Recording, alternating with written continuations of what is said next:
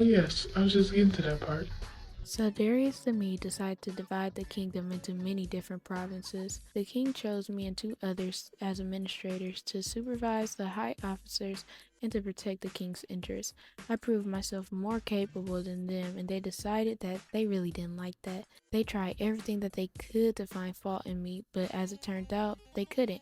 So in desperation, they did the only thing that they could think of and used my religion against me. The administrators went to the king, convincing him to make a law where no one was allowed to pray for 30 days. They could only pray to him. The king accepted and made it an official rule, a rule that couldn't be changed no matter what the circumstances were.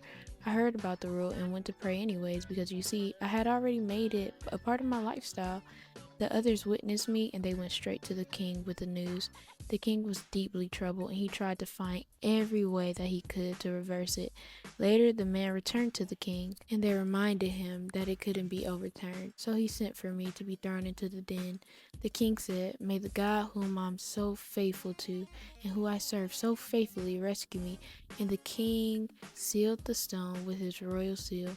Early the next morning, the king bolted to see me. When he got there, he shouted for me, and I shouted back, "Long live the king!" For the angels had shut the mouths of the lions per God's request. The king was overjoyed and ordered that they lifted me up right away from the den. Then he gave orders to arrest the man who accused me, and they, along with their families, were thrown into the same lion's den. Whoa, that's so cool.